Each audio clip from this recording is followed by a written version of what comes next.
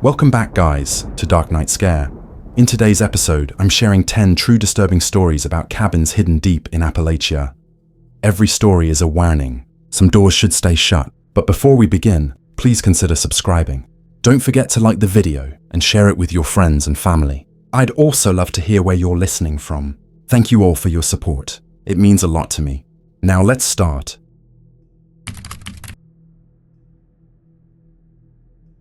My grandmother passed away the winter prior, and in her will, the cabin was bequeathed to me. I hadn't asked for it, and nobody else in the family wanted it. Just that quaint, weathered cabin nestled against the Appalachian foothills. Nothing but trees and silence surrounding it for miles. The roof sagged. The porch was warped. The chimney never quite stopped smoking, even when there wasn't a fire lit. She had spent decades living there by herself, completely off-grid, no electricity, no plumbing, not even a landline.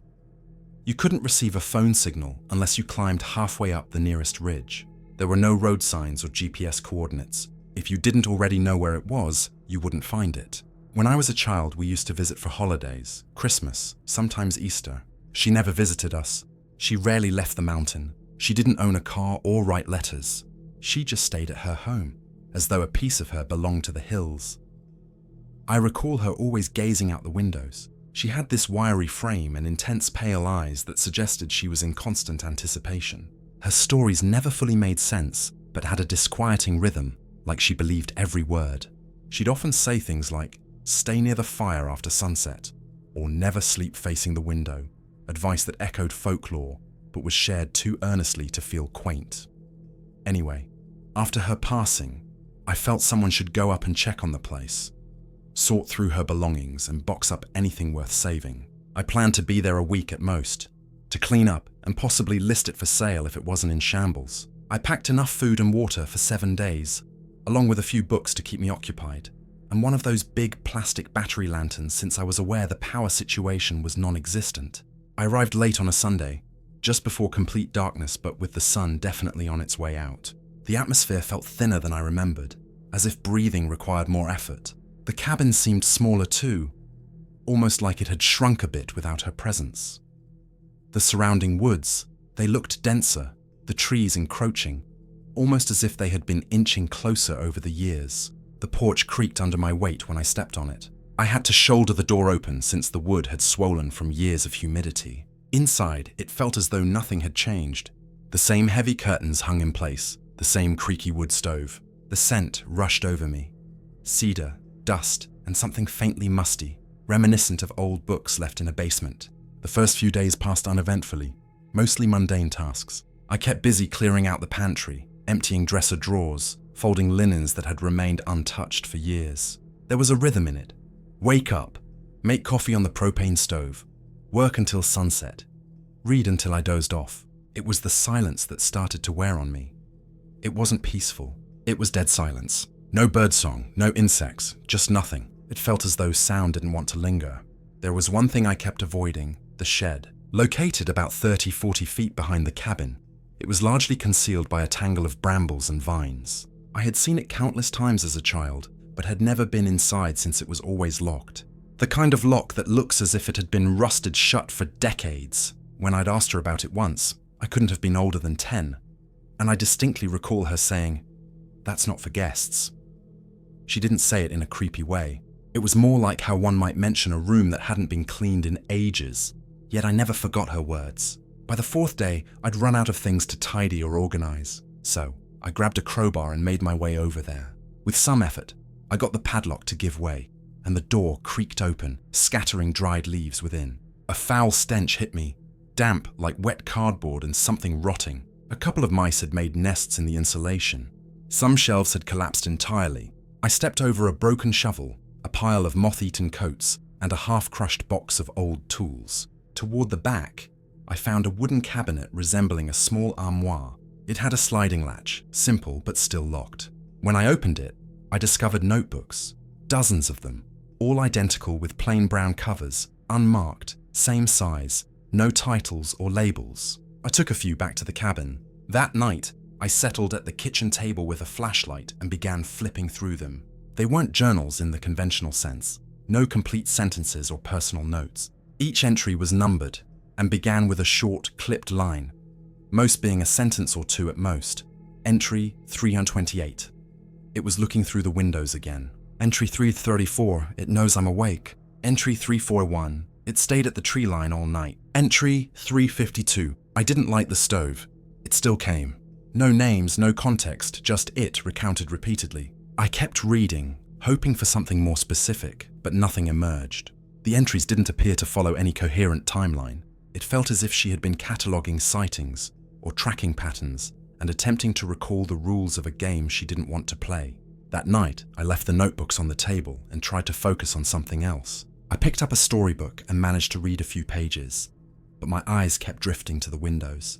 The room felt as if its corners were closing in, as though the walls had shifted while I wasn't paying attention. I dozed off on the couch, boots still on. Sometime after 2 a.m., I awoke, dry-mouthed and disoriented. I headed into the kitchen for water and noticed the curtain above the sink had pulled back slightly. Perhaps the breeze had done it, or maybe I had brushed against it earlier without realizing. But as I leaned closer, I glimpsed something at the tree line. Something was standing there, tall, too tall, at least 6.5 feet, maybe more. Its shape was wrong, too thin, too straight, like someone had elongated a human silhouette without adding the finer details. It wore no clothes, had no discernible features, just stood there.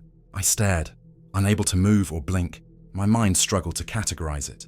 A tree, a branch, perhaps a trick of the moonlight, but nothing fit within any logical explanation. With shaky hands, I turned on the porch light. It vanished instantly. I couldn't sleep afterward. Perched behind the kitchen island, my flashlight pointed at the door. I tensed every muscle as if anticipating someone kicking it open. When dawn finally broke, I forced myself to step outside. I needed to verify I hadn't imagined it. Where it had been standing, the grass was pressed flat, 2 long grooves side by side, as if something had dragged stilts through the yard. No footprints, no debris, only those marks leading from the woods to within 10 feet of the porch. Then they ceased, or perhaps turned back. I couldn't tell. I grabbed the notebooks, returned them to the shed, and locked the door behind me. Convincing myself it was simply a deer, that I had dreamed it, that the grooves were remnants of tires or fallen branches, I repeated that to myself for hours. However, that night I didn't switch off the lights. I remained wrapped in a blanket on the couch, my eyes glued to the window, every sound amplified. Around 3 a.m., I heard the back door click. Just once, not a bang, just a quiet, deliberate click, as if someone was gently testing the handle. I leaned in to listen.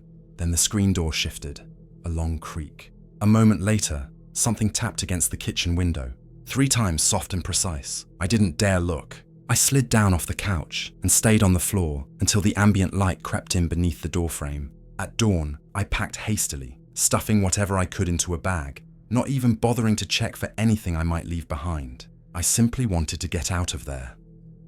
I started the truck and was about to jump in when I spotted something affixed to the porch screen. It was a folded piece of paper, carefully tucked behind the mesh. It was one of the notebook pages, entry 443. You should not have stayed alone. The drive back is a blur. Trees, turns, long stretches of road where I kept glancing in the rearview mirror as if I expected to see something sprinting behind me.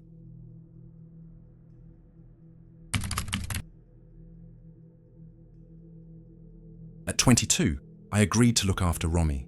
Her parents had rented a cabin deep in the Appalachian woods, extremely isolated, around 2 hours from the nearest town, which was little more than a gas station with a payphone. They were off to a corporate retreat filled with awkward icebreakers, matching t-shirts, and trust falls. All I had to do was spend one night with their daughter, Romy. They offered me $200 and stated food was already in the fridge. There were no pets. I accepted before I even considered it. The drive there felt eerie right from the start. The gravel road wound its way through thick trees before climbing the side of a ridge. I finally reached a private dirt path so narrow the branches scraped against my car. All the while, I had this unsettling sensation as if I was driving into a memory I couldn't escape. Once I pulled up, they were waiting on the porch, bright and casual, as if they had done this countless times. They handed me a hand-drawn map, just in case the GPS failed, they said. I chuckled but tucked the map away regardless. They showed me the gas stove knob I shouldn't touch, confirmed Romy had brushed her teeth, and mentioned she'd probably be drawing all night. She's easy, her mum stated before their SUV backed down the driveway and melted into the darkness. Left standing on the porch, I blinked into the dusk, holding the door, listening to their car engine fade. Then nothing, just me and a silence thick enough to chew. Inside, I found Romy cross-legged on the rug, colouring with more focus than I ever had at 22. "Want anything? Snack, water, TV?" I asked. She shook her head without looking up, falling silent as if the forest itself had hushed. "You hear them walking yet?" I blinked, asking, "Who?" She barely paused. "The people outside." I stared at her, noting there was nobody out there. But she didn't argue, flipping a page and continuing to colour. I thought, okay, weird kid, maybe it's just a movie quote. I let it go. At 9s, I walked her upstairs to the bedroom at the end of the hall. She climbed in silently. No nightlight, no bedtime story, just her tucked in, knees up, eyes fixed on the ceiling, waiting. "They knock first," she said. I stood in the doorway asking, "Who knocks?" She replied, "They don't like it when people don't answer." Okay. I forced a smile and said goodnight. Back downstairs, I spotted the fireplace beside a small TV and DVD player. No Wi-Fi. Perfect. I snuggled up on the couch, trying to focus on articles I had saved for a rainy day, but I couldn't. The house spoke with creaks and cracks, unexpectedly loud as if it knew I was listening. At 10:12, I heard slow footsteps outside the back door. 3 deliberate steps, followed by silence. I muted my phone, heart ticking faster. There was no wind, no rustling leaves. I flicked on the porch light, illuminating the yard in pale yellow. Nothing moved, no heads peeking, no shadows darting across the deck. Still, I locked the door twice and drew the curtains shut. Upstairs, I heard a subtle shift. Not a fall, more like someone leaning too far. Romy's voice floated down. "Are they inside now?"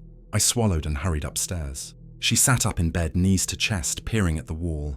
"I didn't open anything," I said softly. "They don't wait forever," she stated. "Go to sleep, Romy." I returned downstairs, clutching my blanket as if it could protect me. I set a flashlight and a kitchen knife by the floor. Useless, I knew, but I needed something. At 11:48, I heard a clicking sound. Soft fingernails dragging against wood. First from the left, then the right. I pressed my ear against the wall. Nothing. My heart raced in my throat. I pulled back the curtain, revealing faint, bare footprints in the dust outside. Thin, skinny ones mixed with wider ones, circling the cabin. No shoes, no boots. Panic surged. I locked the front door again, closed every curtain, and turned off every light before heading upstairs. Her bedroom door was open. Romy stood at the window again. "They're at the trees now," she whispered. "They get closer when someone's scared." "Step away from the window," I told her quietly, closing the curtains and carrying her downstairs, my heart pounding so loudly I feared she could hear it. I set her on the couch, turned on every light, and we fell into a heavy silence.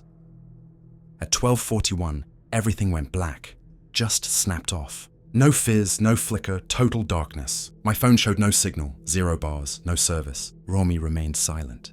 I stood and checked the perimeter.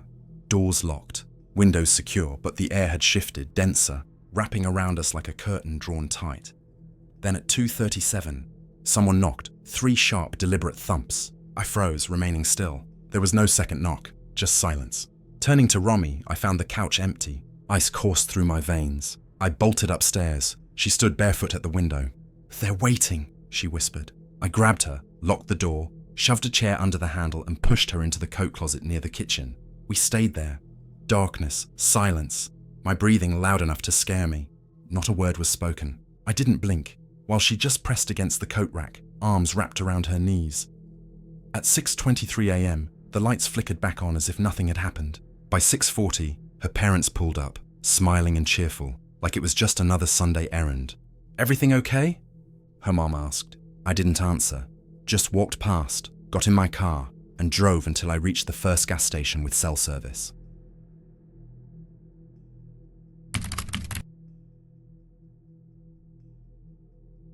Last October, I hit a wall. My sleep was a mess, and the city noise drove me to distraction. So I booked a cabin in the Blue Ridge foothills, not far from a place called Mill Hollow, North Carolina. It's a small town, barely a dot on the map. That's what appealed to me, disconnection. No calls, no messages, no neighbors, just me, my dog Murphy, and some peace and quiet. I wasn't looking for a vacation, but rather a break from reality. The cabin was precisely as I envisioned, small yet sturdy. One bedroom, a narrow kitchen, a clawfoot tub that appeared older than I was, and a porch that sagged so much it creaked when you leaned against the rail. The trees surrounding it were dense and thick. You couldn't peer through them even with a squint. The nearest neighbor was probably a 10-minute walk downhill, and even they didn't seem particularly sociable. I parked the truck at the bottom of the gravel drive and made the trek up. No Wi-Fi, which was part of the charm. My mobile hotspot had just enough charge for work calls if absolutely necessary, but it was mostly off the grid. It felt like I'd found my reset button, and for a while, it worked. During the first week, I slept soundly, waking up feeling genuinely rested. I brewed coffee every morning, sat on the porch with my laptop, and let Murphy explore the woods. We ventured out for hikes and I read real books. It felt oddly gratifying to not be needed, but then something shifted. Late one Tuesday night, while finishing up in the kitchen as I turned off the lights one by one, Murphy was already snuggled up in the living room, half asleep. When I reached for the final switch, I heard it. 3 knocks on the front door. Not loud, just steady and rhythmic, as if someone was taking their time, not aiming to surprise me. 1, 2, 3. It felt calculated. I froze, standing merely 3 feet from the door.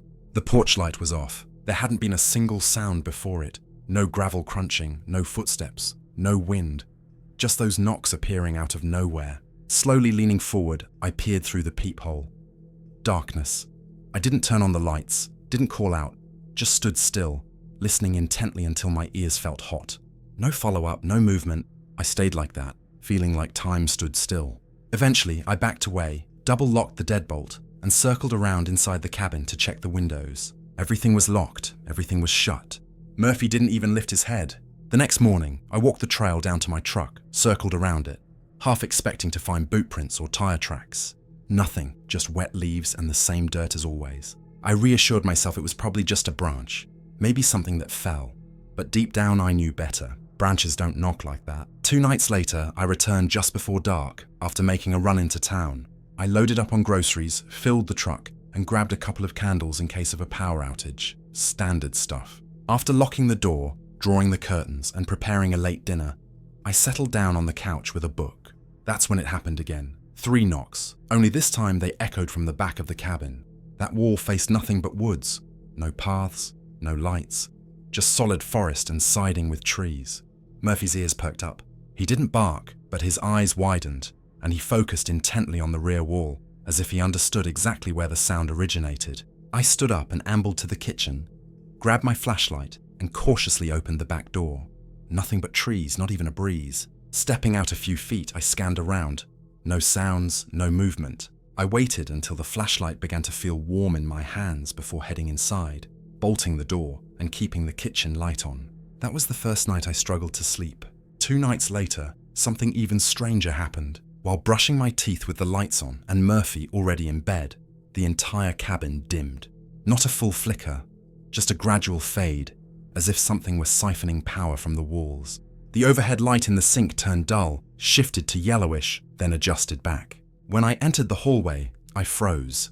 The front door was unlocked, wide bolt undone, and the handle turned just enough to hang loosely. I locked that door religiously right after dinner each night. It had become muscle memory. I swiftly relocked it, pulled a stool from the kitchen, and wedged it under the doorknob, dragging a chair into the hallway to sit with Murphy at my feet. I anticipated something, anything, and I barely blinked. I sat still, just listening. Nothing transpired, but I remained awake all night.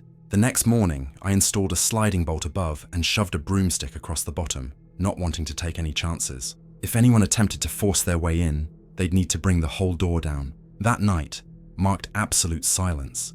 But at around 2:30 a.m., I shot awake, that sudden, jarring awareness of being roused from sleep, like something had reached in and yanked me up. I turned over, confused, and glanced out the narrow window above my bed. Someone stood at the tree line, perfectly still and facing the cabin. No light, no movement, just the outline of a person, tall, with their head tilted slightly forward, as if peering directly through the window. I sat up, snatched my flashlight, and aimed it out the window. Nothing. No rustling, no footsteps, just more trees. Murphy stayed next to me, alert and watching the window, as if he anticipated their return. At that point, I didn't even bother trying to sleep again. For the next several nights, nothing occurred. No knocks, no voices. Yet I couldn't shake the feeling of being under surveillance. It hung over me like humidity. I kept the lights on, slumbered on the couch some nights, rushed through meals, and stayed indoors. I went into town only once during the day, keeping my visits brief. That weekend, I parked my truck halfway up the hill, facing the road in case I needed to make a quick getaway. Then, 2 nights later, while lying in bed with earbuds and listening to a podcast, I heard it. A heavy sound solidly struck against the side of the cabin. I shot up, ripping the earbuds out. Murphy bolted upright too. Thud. Another thud came from the rear. I crept out of bed, tiptoeing toward the kitchen with Murphy close behind, tail low. Thud.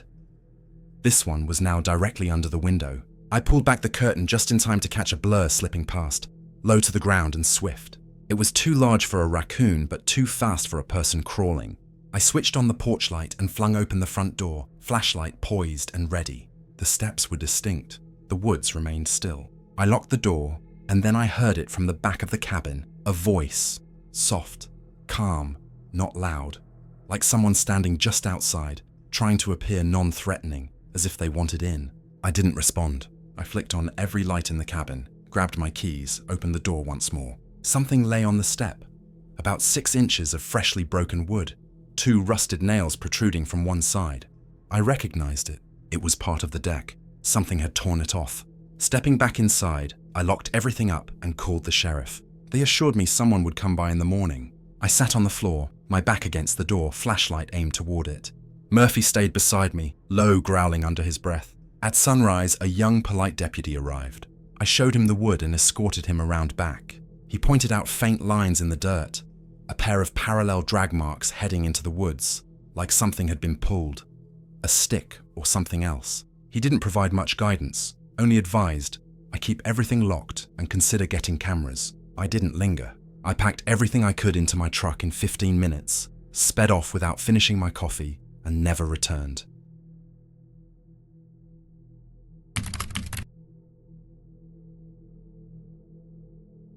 I'm a 27-year-old freelance web developer. A couple of years back, I hit a rough patch, burnout, anxiety, the kind of stuff that sneaks up on you until one day you realize you can't think straight anymore. So, when my uncle offered me the chance to crash at his old cabin in the Appalachian foothills for practically nothing, I seized the opportunity. I thought some space might help me reset and clear my head. Less noise and more focus. It sounded ideal. The cabin was tucked away up a gravel road that diverged from a 2-lane highway. After driving for a while, the trees began to close in around me, and I eventually reached a small clearing where the cabin stood, shrouded in trees as if hidden intentionally. There weren't any other houses nearby, not a sign of life at all. From the porch, the view was simply trees in every direction. I couldn't even see the sky without stepping out from under the overhang. The place was basic. 3 rooms, 1 story, wood floors that creaked even when no one was moving about. The type of creaking that tricks you into thinking someone else is there when you're alone. There was heat, electricity, running water from a well, and just enough cell signal to send an email if I leaned halfway out of the kitchen window. Upon arrival, the inside was empty. I brought in my desk, a mattress, a couple of folding chairs, and plenty of cords for my work setup. I left most of my belongings behind. No TV, no decorations. I thought I would add those later if I decided to stay longer. The days were simple. I woke up, worked, ate, perhaps read a bit, and went to bed early. No alcohol, no drugs. Just trying to do things right for once. I maintained a routine, focused on staying clean, and sleeping like a normal person. Most days, I didn't even play music. It was just quiet. After about 2 months of this, I decided to treat myself to a night off. Having just wrapped up a grueling project for a client who couldn't make up his mind, I felt I deserved a break. It was a Friday, and I remember that clearly. Dinner was a thrown-together affair. I had rice, some eggs, the last of my withering onions, and a couple of sad carrots that were on their last legs. I fried everything together and convinced myself it counted as a real meal. Then, I grabbed one of the dusty beers from the fridge, just one, and decided to watch something. I nearly clicked on a comedy, but ended up choosing a horror movie instead. No idea why. Maybe boredom, or perhaps I just wanted to feel something beyond fatigue. It was one of those haunted house films. A family moves in, and bad stuff unfolds. Halfway through, I paused to use the bathroom. That's when things took a turn. As I walked past the kitchen, a flicker of movement outside the window caught my eye. Just the slightest hint enough to draw my focus. I stopped. The porch light cast a weak yellow glow over the front yard, barely reaching the edge of the tree line about 20 yards out. That was where I spotted it. At first, merely a shape, tall and thin, standing still at the wood's edge. The white of whatever it was wearing stood out against the dark backdrop. I leaned in closer to the glass, trying to make sense of it. No movement, just fixing its gaze on the house. I didn't want to believe it, but then, without a sound, it stepped sideways behind a tree, not moving away or deeper into the woods, just finding cover, as if it realized I was watching and didn't want to be seen any longer. That hit me harder than I cared to admit. I stood frozen there for what felt like forever, before reaching up and turning off the porch light, backing away from the window. My heart raced so loudly, it felt like it echoed in my teeth. I kept telling myself I was being silly. Maybe it was a deer. Perhaps just a bizarre shadow. Maybe some hiker had lost their way. It wasn't like the place was fenced off. I repeated every excuse I could conjure, but still felt compelled to retrieve the hammer I kept in the junk drawer just in case, setting it on the counter. I remained in the dark, finishing the movie with the laptop's volume on low. I avoided the window again, locked both doors, checked them twice, and slid the deadbolt firmly into place. At around 12:45 a.m., I heard a tapping filter in from the far wall of the cabin behind the bedroom. 3 soft taps, not loud, just unmistakable. Then there was a pause, followed by another round. Dab, dab, dab. I hit pause on the movie again, staying totally still. It wasn't the heater, wasn't the pipes, but it sounded like someone outside, reaching out to lightly knock on the wood siding. I muted everything and held my breath. Silence enveloped me. I remained still, not certain how long passed, maybe a minute or two. Then I returned to pretending everything was normal, hit play and stared at the screen without truly watching. Suddenly, I heard something different. Footsteps, slow and steady, crunching on the gravel driveway. The sound was faint yet distinct. Crunch, crunch, crunch, steadily approaching. My body froze, the kind of stillness making even breathing feel risky. There were no flashlights, no car engines, no voices calling out for help or directions.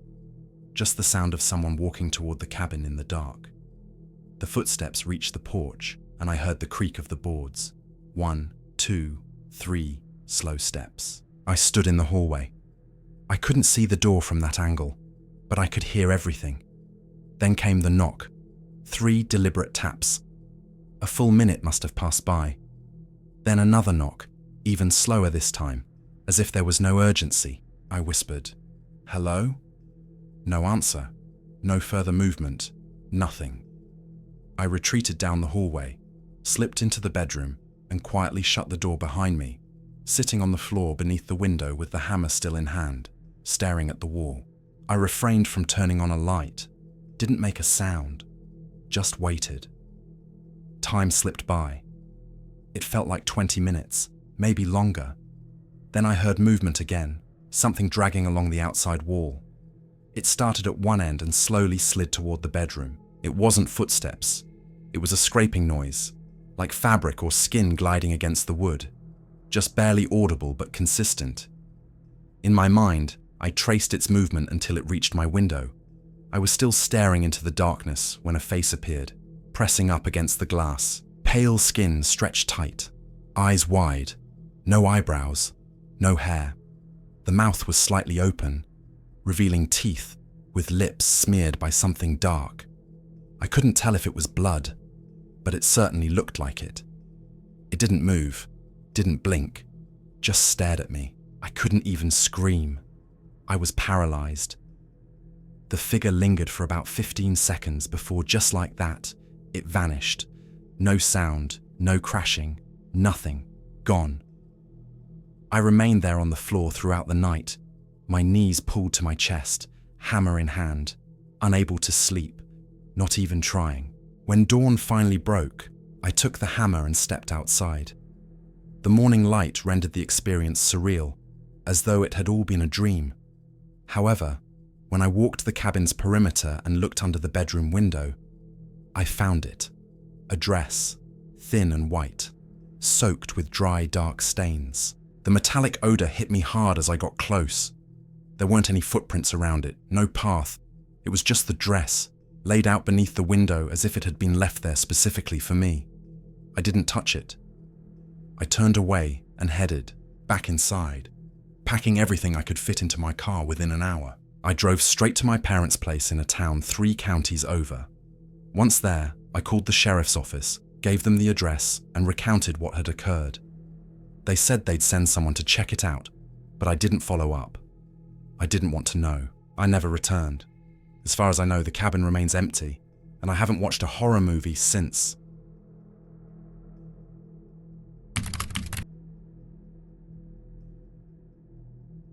That winter had been brutal, a quiet burnout that finally reached a breaking point. I had been stuck in a cramped office space with no windows, surrounded by buzzing fluorescent lights and co-workers who talked in hushed tones about VPN outages and firmware updates as though they held weighty significance. One day, I realized I couldn't recall the last time I had stood outside in daylight. So, I left without any grand plan, fueled by a growing urge to shake off the numbness. I craved discomfort, not the soul-crushing kind, but the physical kind that reminds you are alive. That's where the idea of hiking the Appalachian Trail emerged. I wasn't setting out to go off-grid or find inner peace. More than anything, I needed to prove to myself that I could carry everything I needed, that I could be reduced to nothing more than my body, my will, and the land. I started in Georgia and headed north. The early season crowd was full of eager hikers sharing snacks, posting daily mileage, and comparing gear setups. They were genuinely nice people, but I was uninterested in community. The more I walked, the more I longed for solitude. I began bypassing shelters, choosing isolated campsites far off the trail, eventually ceasing to even check in with other hikers. Somewhere along the way, I completely stopped adhering to the blazes. I encountered old fire roads, faint deer tracks, and narrow game trails leading off into nothingness, and I followed them. I convinced myself that the real test lay off the grid, away from the safety of marked paths and logs. I was somewhere near the borderlands of Tennessee and North Carolina when everything changed. It was late May by then, deep in the woods, miles away from any town. You know the kind of forest where the air feels like a heavy blanket pressing against you, where the place isn't exactly welcoming you, but merely tolerating your presence. The day began like most, navigating through oatmeal blisters and tree roots, but around midday, the light took a sudden shift. It wasn't gradual, not like normal cloud coverage rolling in. One second, I was squinting between the canopy gaps at a bright sunny sky, and the next, it felt as if someone had draped a thick grey tarp over everything. It wasn't fog, nor was it rain, just flat, dim light, heavy and directionless. I paused to pull out my GPS, but it began to jitter, oscillating between nonsensical coordinates. I then checked my compass. No matter how I turned, it rotated lazily as if intoxicated. I produced my paper map, attempting to relate my surroundings to it, but nothing corresponded.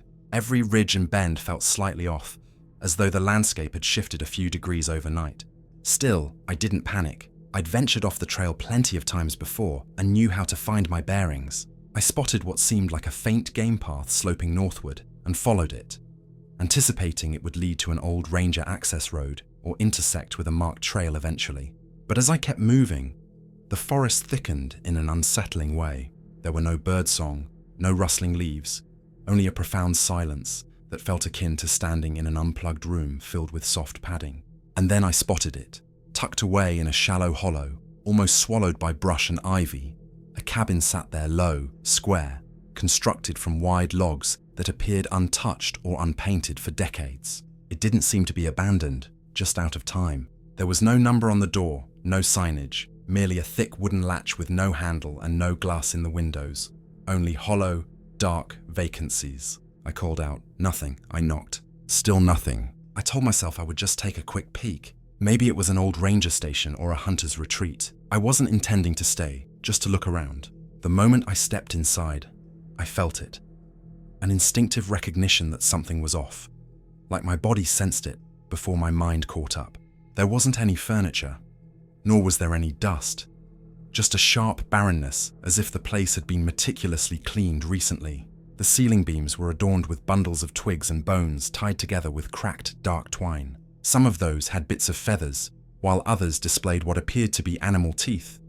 Some, however, were much too sizable, yellowed, flat, and human-like, sending a wave of unease through me. They swung slightly, even though the air was perfectly still. The floor was marked with deep gouges, spiraling inward from all directions toward a dark patch in the center. The wood there seemed saturated, unevenly stained with something dark over time. It was as if something had seeped into it again and again. At that moment, an odd compulsion struck me. Not a physical pull, but something psychological, like that reckless little voice in your head prompting you to jump from a high ledge just to see what might occur. I immediately backed out with my pulse racing. The forest had turned even quieter. It wasn't merely the silence, it was the feeling of something observing me. Then, I noticed their movement. Figures far off, perhaps 50 feet away, shifting between the trees. Not walking or getting any closer, just watching. I froze. One of them stepped into the light. Tall, far too tall, yet slumped over in an unnaturally contorted posture. Its limbs were long and thin, appearing stretched out, and its skin, wet and translucent, resembled peeled bark. Its arms hung past its knees. Where its face should have been, there were only 2 black pits. No reflection, no depth, just void. Suddenly, another emerged, followed by another, each advancing with jerky, insect-like bursts. No sounds, no breathing. They weren't coming for me, but were fixated instead on the cabin. One of them slipped inside, brushing past me without so much as a glance. I slowly retreated, keeping low and attempting not to crack any twigs or disturb fallen leaves. They didn't react to me. They focused solely upon the building. Then I grasped what they were doing. Around the cabin, they were laying out a design. Stones, small bones, and twigs arranged with eerie precision in a wide circle. There was nothing random about it, so symmetrical and choreographed, as if they'd performed this many times before. The one inside the cabin moved along the walls, stopping at the spots where the floor was most scarred. Suddenly, a high-pitched mechanical wail erupted from within, a sound akin to metal screeching against itself. The others outside may not have opened their mouths, but somehow, the sound emanated from them too, a deep, vibrating tone that resonated in my teeth. It sent shivers down my spine, and I collapsed beside my pack in utter terror. My flashlight slipped from my grip. Then things took a turn for the worse. The already dim light disappeared completely, as if someone had flipped a cosmic switch. There was no moonlight, no stars, no shapes, just raw nothingness. And then familiar voices surrounded me. My brother's voice, distorted. My grandmother's voice, deceased for 5 years now, calling, "Where are you? Why did you leave?" Then my own voice, low and coaxing, whispered, "Come inside. It's safe." They weren't addressing me, but unraveling my reality, peeling pieces away, trying to replace what was real. In blind panic, I grasped for my flashlight and found it. Flicking it on, the beam illuminated the clearing, and suddenly the noise shifted. It turned violent and animalistic, as if something old and wounded was shrieking in anger. The one closest to me fell to the ground, convulsing as smoke surged from its skin. The others shrieked in terror and recoiled, arms flailing over their void-like faces. The creature inside the cabin shattered through the wall in a writhing mess of limbs. The light didn't just harm them, it annihilated them. I cranked it to full power and fled. They moved aside. One reached for me, but its arm couldn't cross into the beam of light. It recoiled as if the light were acid. I ran until my legs gave out, then crawled. My flashlight flickered briefly, sending me into a panic, but thankfully it remained lit. Hours later, I stumbled upon a stream, following it until I reached a gravel road that led to a ranger station near a town called Hot Springs. I must have looked a mess, mud-caked, bleeding, and barely coherent. I told them I had gotten lost, and they didn't ask anything further. Before leaving, I spotted a supply shelf stocked with flashlights, identical to mine. I picked one up and flipped it over to reveal, printed on the back, "New UV mode."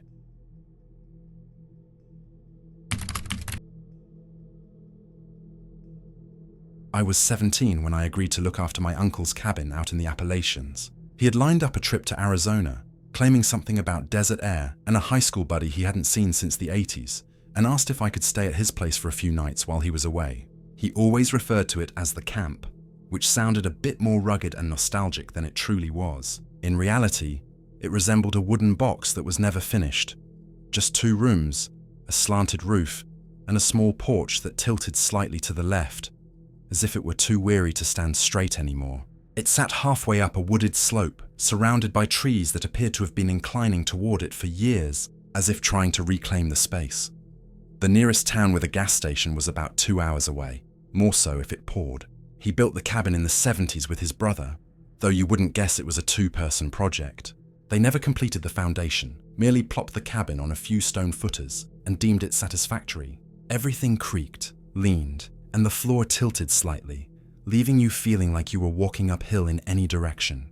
There was no plumbing or reception. The stove ran off a propane tank, and for illumination, there was a generator that needed to be yanked 3 times in just the right rhythm to get it sputtering. Even when it worked, the bulbs were either out or so dim they resembled lights wanting to retire. Then there was Sadie, his dog, a mix who had spent more time at the cabin than most people I knew had at their own homes. A mix of shepherd and something scrappy and uncertain. Her role was supposedly to ward off the coyotes, but she moved so slowly and lethargically, I was unconvinced she'd even lift her head if one were lurking on the porch. She had a deep, dramatic sigh that made it seem like every movement cost her 1 more day of existence. I thought I'd stay 4 or 5 nights, no more. Summer was in full swing, school was out, and I wasn't occupied with much of anything. The idea of getting away appealed to me. Perhaps I would finally get some writing done, or finish a few pages in the sketchpad I always carried but rarely used. I packed a duffel bag with essentials, clothes, a flashlight, a notebook, pens, a regrettable bag of trail mix, and enough instant mac and cheese to potentially get scurvy. The first night went smoothly, even peacefully. I built a small fire in the old hearth, cooked dinner on the rusty stove, and sat on the floor while Sadie sprawled out like a rug and snored, her snores resonating deep in her chest and reverberating across the floorboards. It was comfortingly nostalgic, like background noise from an unwatched film. By midnight, I found myself lying on the cot in the back room, trying to decipher whether the ceiling sloped or if my head was just tipped askew. The air felt cold in a way that seemed ancient, like the kind of cold embedded in the walls for years. A few hours later, I woke up, heart pounding, not just racing, but pounding as if I had been running in my sleep. I hadn't heard anything, but my body sensed an unsettling presence, as if someone were standing just beyond the wall of the main room, not moving, not saying a word, just existing. I grabbed my flashlight and pressed the button.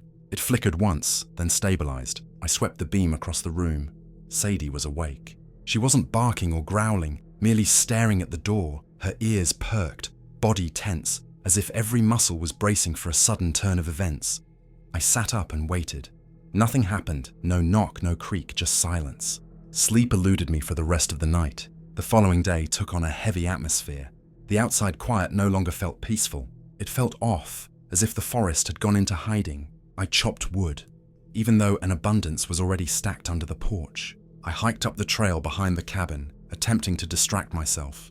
From the ridge, I looked down into a gully filled with thorny brush and trees that appeared dead, even though they weren't. There were no birds, no squirrels. Even the bugs had gone quiet. I told myself it was merely the time of day, or perhaps the elevation, but I didn't truly believe it. That night, I checked the locks twice. Not that it mattered, as the door had a flimsy metal slide, more rust than mechanism. The windows didn't feature proper latches, just small wooden pegs you could wedge into place. Sadie curled up by the door again, and this time, I didn't even attempt to sleep. At exactly 1:40 a.m., I heard it. 3 knocks. Not on the door, mind you, but on the back wall, the one with nothing but dirt and trees behind it, no porch, no steps, no reason for anyone to be there. I sat upright, and Sadie emitted a low, rumbling growl. Not angry, just warning, like she understood I was about to witness something I would regret. I stayed still, waiting. No voice, no footsteps, just the 3 slow, deliberate knocks, almost polite. I remained in that position until sunrise. My flashlight stayed on throughout. The beam formed a pale spot on the opposite wall, but Sadie never took her eyes off the door. In the morning, I walked around to the back wall. Nothing. The soil was too tightly packed for tracks, showing no scuffs or scratches, no evidence I had ever heard anything. I nearly convinced myself I had fabricated the sounds until later that afternoon when I saw it. A perfect circle 15 feet from the cabin, near the tree's edge. Perfectly round, 6 feet across. Just barren. No leaves, no moss, no sign of life. Merely clean, scraped dirt. As if something had spun or pressed into the ground until it eroded the forest. No prints around it, no drag marks, just the circle. I didn't approach it. I merely stood there staring, while something within my stomach sank like a stone. It wasn't just strange, it felt wrong, as if the ground had been marked intentionally. That night, I made a choice. Not to sleep. I switched off the generator before midnight, eliminating all noise. I sat by the window with my flashlight off, waiting, watching the outline of trees beneath a slim moon. Sadie remained still by the hearth, her eyes locked on the window, unblinking, without movement. At 2:13 a.m., I heard it again. Movement.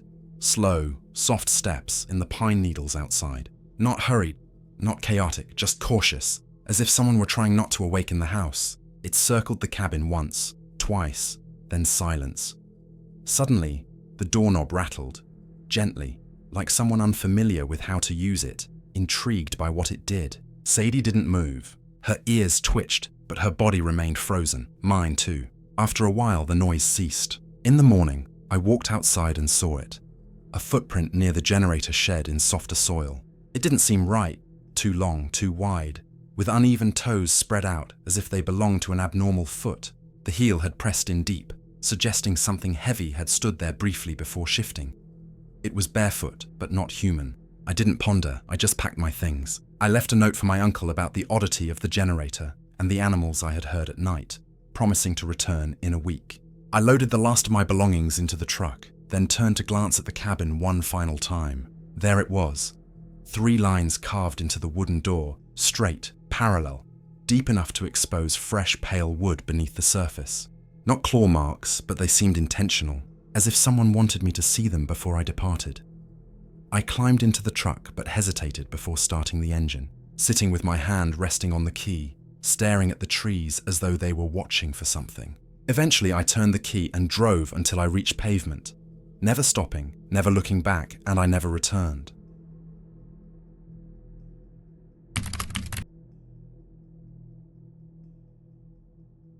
I'm 27 and I flip old cabins nestled in the Appalachian Mountains. It's not initially what I envisioned for my future, but surprisingly, it pays well, better than one might expect. I purchase these weathered, half-collapsed homes for a fraction of the cost, restore them just enough to exude charm while still keeping an authentic feel, and then sell them to those seeking a rustic getaway experience. Much of my time involves fixing broken pipes, swapping out floorboards, mending roofs, and occasionally evicting some feisty raccoons who believe they reign over the place. This specific cabin was located outside a town called Dalton's Gap. Not large by any means, just a few shops, a diner, and a gas station that served as the post office too. The cabin stood about half an hour past that, up in the hills. With 2 stories, it was likely built back in the 1930s, evident from the materials and how the frame was constructed. It had a sagging porch and a roof that drooped as if it had taken a blow to the spine and never fully recovered. I purchased it unseen, relying on a few low-resolution photos and a scanned copy of the deed. I've done that a few times, and it usually works out fine. I loaded my truck with tools, a shotgun, 2 weeks' worth of groceries, and set off, planning to camp inside the house while I worked. This was nothing out of the ordinary for me. I've completed many solo flips this way, a real time and money saver. Besides, I'm not really one for big crowds. Upon discovery, I quickly realized the property had no cell service, something I learned the hard way. If I drove half a mile downhill near this old cemetery surrounded by leaning wrought iron fencing and waist-high weeds, I could maybe, just maybe, get a few bars. Inside the cabin, the landline was dead. No shocker there. I had brought along a solar-powered radio, a gas generator, and enough flashlight batteries to light up a football stadium, so I assumed I'd manage just fine. Getting up the driveway was an adventure in itself. The gravel had all but disappeared beneath layers of leaves and branches. I had to stop twice to saw through fallen limbs that obstructed the path. Reaching the last half mile took nearly an hour. The first night unfolded just as I anticipated. Quiet. Not just the calming quiet of the countryside, but total silence. No owls, no insects, nothing whatsoever. I devoured some canned chili, rifled through a bag kept in the truck for these trips, and crashed on a folding cot set up in what had once been the upstairs bedroom. At about 2 a.m., I was jolted awake by a heavy thump that made my heart leap. It turned out to be a raccoon rummaging through the trash bag I had inappropriately left unsealed on the porch. I scolded myself and scared it away, returning to bed. By the second night, I picked up on something unusual. The curtain in the guest bedroom across the hall had swung wide open. I was fairly certain I had shut them all when I moved in. I even walked around that first night, checking to ensure nobody could see inside. The windows didn't lock, but none appeared to be disturbed. No broken latches, no scratches, no dirt on the sills. Still, I pulled the curtain closed again, not giving it much further thought. On the fourth night, I was deep into renovations, having pulled up half the living room floor and revealing old wiring that belonged in a museum. I also began replacing the ancient septic pump out back. Exhausted, I shoved a protein bar in my mouth, downed a warm soda, and collapsed into the cot around midnight. I awoke like someone had yanked me upright. I didn't hear anything. I felt it, a sharp pop, similar to a fuse blowing or a small firecracker exploding somewhere inside the house. Heart racing, I bolted downstairs, bare feet padding on the floor as my flashlight flitted around, casting dancing shadows against the walls. I expected to find smoke billowing from the generator, but everything was steady out back. No burning odors and the lights still shone. I inspected the fuse box, convinced I would uncover something damaged, but everything appeared normal. I even laughed out loud, guessing it could have been a strange noise from the fridge or something settling in the attic. However, when I stepped back into the main room, my body froze. Every single curtain in the house was wide open, every one. Even those I had pinned shut with binder clips to stop the sun from fading the walls. Even ones I hadn't come near since my arrival. I wandered from room to room, checking the windows. No signs of forced entry, no smudges, no dirt, no footprints within. But the curtains were pulled open systematically and intentionally. I closed them all again, then sat on the couch with the shotgun resting across my knees, not moving until morning. The next day, I installed 2 motion detectors. Nothing fancy, just cheap battery-powered units from the hardware store. I placed one above the front door and another at the back. I even hammered in small nails at the bottom sashes of the windows, just enough so they couldn't be opened from the outside without tools. I felt foolish, prepping for something I couldn't name. That night, I gave up even pretending to sleep.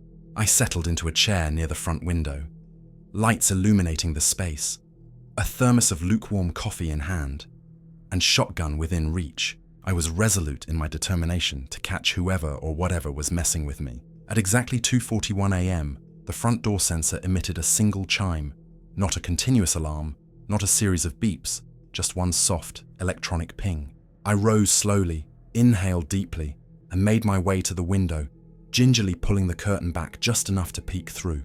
The porch was vacant. The floodlight hummed softly, the trees motionless. Everything remained perfectly still. I remained watchful for 5 consecutive minutes before unlocking the door, nudging it open with my shotgun barrel and stepping outside. The air felt ordinary, quiet, almost too quiet.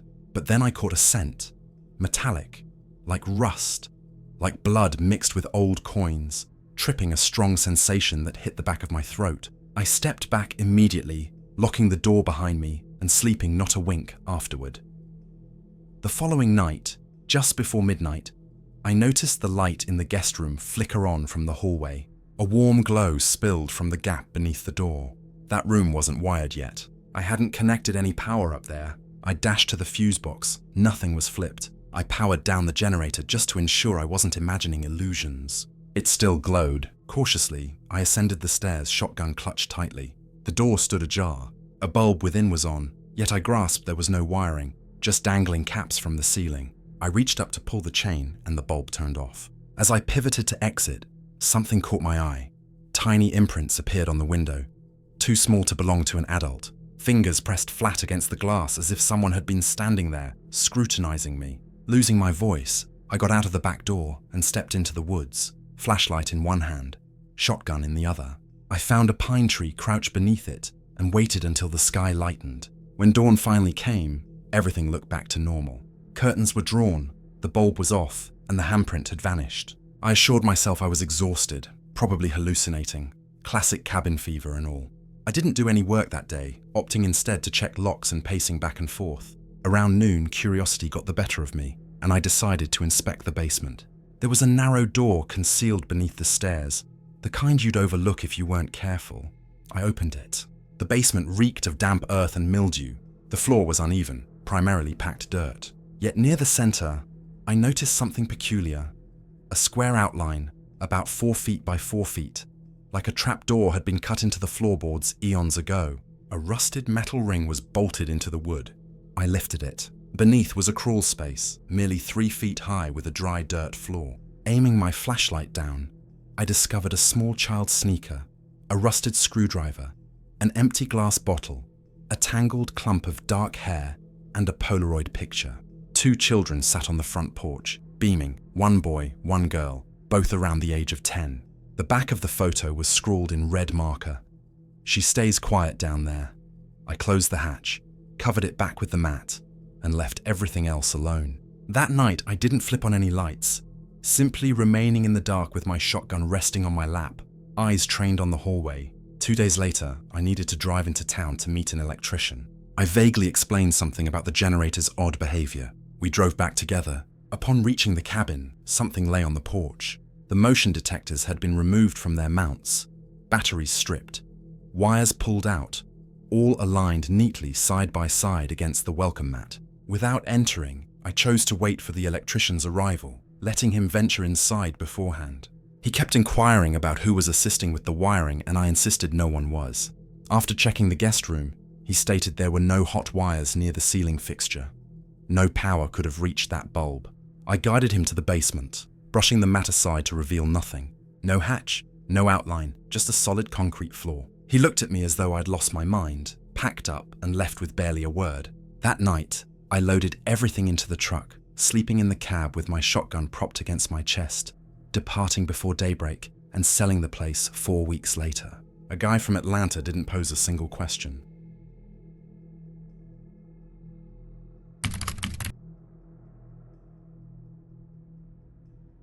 I was 27 when I agreed to house sit for my cousin Mike, who lives in rural Kentucky. He and his wife had recently purchased a small A-frame cabin about 40 minutes outside of a town called Jasper Ridge. They were heading to Florida for around 10 days and didn't want to leave their 2 dogs, Lucy and Tater, in a kennel.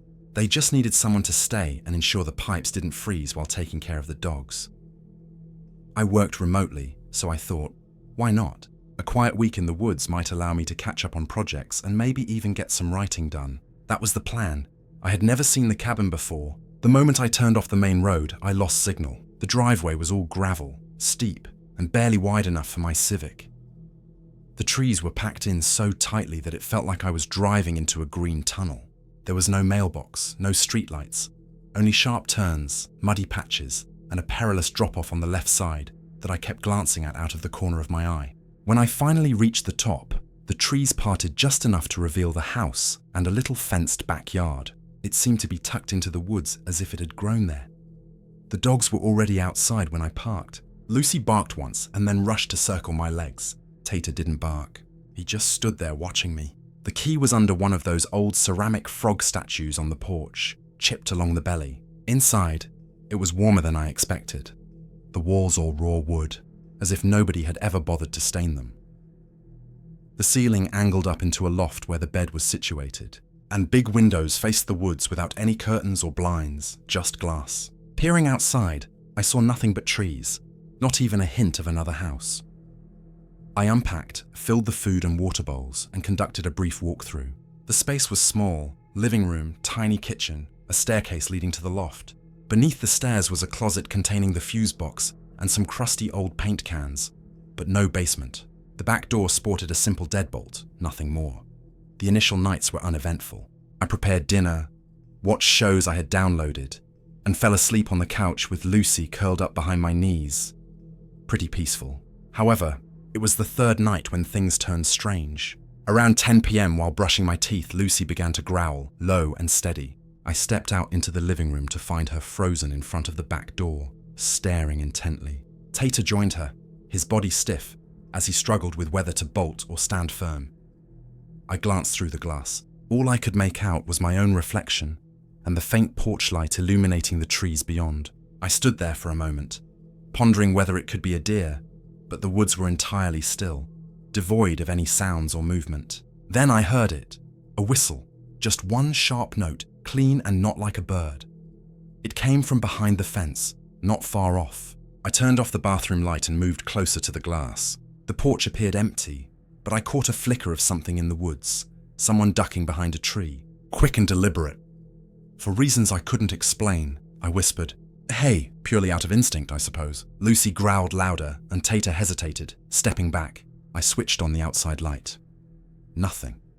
I opened the door and stepped out with my flashlight, but the dogs didn't follow. They didn't even budge. I swept the beam across the yard. Trees, the tool shed, piles of leaves, nothing that seemed alive. Then I heard the whistle again, this time off to the left and a bit farther away. I went back inside and locked up. That night, I opted to sleep upstairs in the loft with both dogs. They came up, albeit slowly, as if deliberating the decision. I kept my flashlight close by. Around 3 a.m, I suddenly woke up, unsure of why, my heart racing. Lucy sat completely alert, staring at the ceiling, while Tater burrowed deep under the blanket. Then I heard it. Heavy steps, slow and spaced out on the roof. Thump, thump, followed by a scraping sound. Metal on metal, the chimney. I remained still, staring directly above me. Then I heard a voice, a low one, right above me, saying, "You got my shirt." It wasn't emphatic or angry, just a statement, as if someone were reminding you of something you forgot. I stayed silent, frozen, scarcely breathing. Another loud thump erupted right above my head, and that was it. I leaped out of bed and sprinted down the stairs. The dogs hesitated momentarily, but then followed. I grabbed my keys and phone, even though I knew there would be no signal. Still attempting to call someone. Nothing. I flung open the front door. The porch was empty again. The woods looked the same, dark and mundane. Another bang echoed on the roof, hard enough to shake some snow off onto the porch. That was it. I bolted barefoot to the car, nearly dropping the keys in my trembling hands before scrambling to pick them up. Finally, I got the door open, jumped inside, and started the engine, glancing back one last time. There was nothing, no movement on the roof. I sped down the hill, hit a patch of ice, and slid sideways but managed to regain control. I didn't stop driving until I reached the main highway and saw service bars lighting up on my phone again. I booked a motel in Jasper Ridge, the kind where you have to buzz through a little window. Even though it was still relatively early, the woman at the front desk didn't say a word while processing my card. I sat in a chair by the window all night, the TV on low, just for the noise. The next morning, my cousin called, checking if everything was all right. I shared what happened with him, and he fell silent for a moment before responding. "We've heard footsteps up there before, sometimes tapping on the glass, but never any voices." I asked him what the thing meant by a shirt. He replied, "Well, when we moved in, we found a bunch of old flannel clothes in the crawl space. It looked like someone had been living under there at some point. We thought we had thrown them out. I never went back."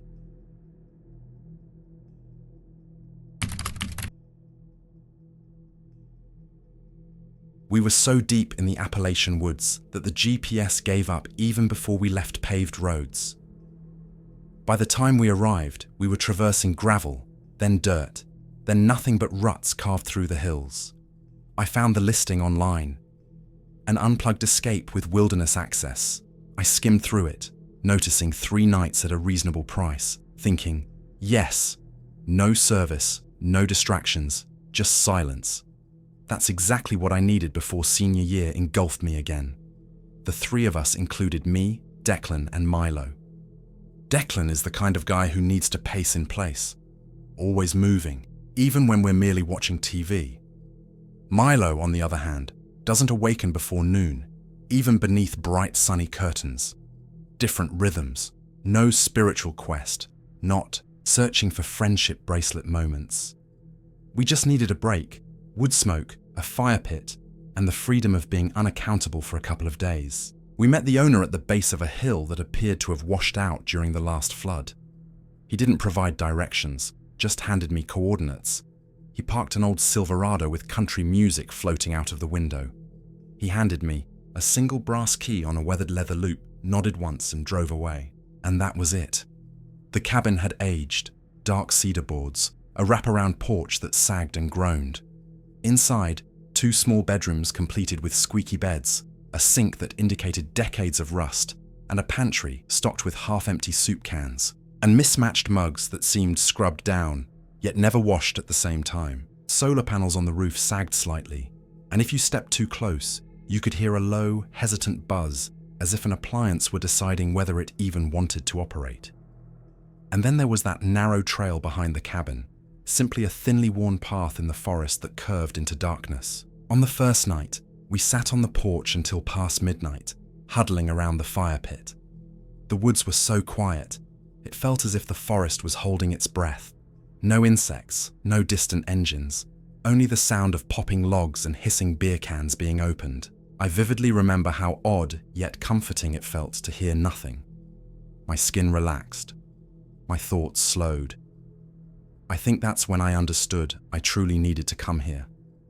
The second night, a sense of restlessness took hold. The trail behind the cabin started to nag at me, and I couldn't let it remain unexplored. So, we grabbed Milo's half-dead flashlight, stronger on hope than on lumens, and ventured out. The path tightened quickly, roots twisted beneath our feet, and branches brushed against our chests, getting caught in our hair. The walking demanded concentration, more than I had anticipated. After about a kilometer, we stumbled into a clearing that was oddly perfect. Round and neatly flattened, the grass appeared molested without disturbance. At the edge, another path formed, flattened grass and scattered gravel. Not precisely a trail, but undoubtedly something there. Declan pulled out his offline map. "Might loop around the service road," he suggested, serving as the practical voice of reason in the woods. We followed his lead. Minutes later, I noticed movement low in the tree line. Something flicked through the brush. My pulse quickened. It looked like a deer or a coyote at first, but then it uprighted itself unnaturally, way too smoothly for an animal. Not a quick stand, but an uncurling. Milo narrowed his eyes, whispering, while Declan let out a nervous, trademark laugh that sounded too much like a hiccup. "Probably just another hiker," he said. However, I could detect doubt in his tone. That's when we noticed the perch, a wooden hunting stand embedded in the scenery, just as old, or possibly older than the cabin itself, with rusty nails and moss creeping up the ladder like vines. Declan climbed up by instinct. I took my time. Milo lingered below, hands shoved deep inside his hoodie pockets. Once at the top, the view erupted.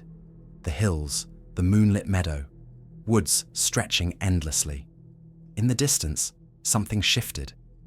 A pulse of white light, sprinting, not swinging or swaying, but darting. Flicking forward, the beam sharp and fast, recklessly gliding through the trees as if gravity didn't apply. "There's no trail down there," I pointed out. No one answered. We simply stared. Declan cupped his hands, yelling, "Hey, buddy!" attempting to sound casual, as though he wasn't verging on a tantrum. The light paused then, lingering, effortlessly, locking onto us as if it were a spotlight without a lens. We halted in our tracks as it blinked out.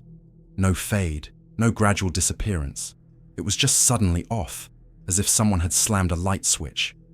We descended hurriedly. Milo had already started back toward the cabin with his head turned over his shoulder. The forest felt narrower. Each tree appeared closer, and the sounds of snapping leaves and twigs grew heightened. My throat tightened as something stirred behind us, an indistinct shape matching our pace, but making neither noise nor disturbance. We broke through the trees and undergrowth at a quicker pace. Finally, the cabin came into view, lights out, porch vacant. We secured the doors, front and back, those old doors that never lock tight. The inside was shrouded in darkness and cold. We lingered in the main room, trying to warm up with cheap beers, eyes on the windows, scanning for movement. Nobody initiated attempts to diffuse the tension. No one tossed around rational explanations, or suggested, maybe it was just a hunter, because realistically, no one dashes through dense woods with a headlamp turned off. No one just pauses mid-air on command. No one follows 3 strangers deep into the forest without leaving some sign behind.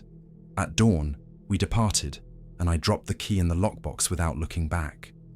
We didn't check our phones until we had driven over an hour, finally catching a signal. We've never spoken about what transpired,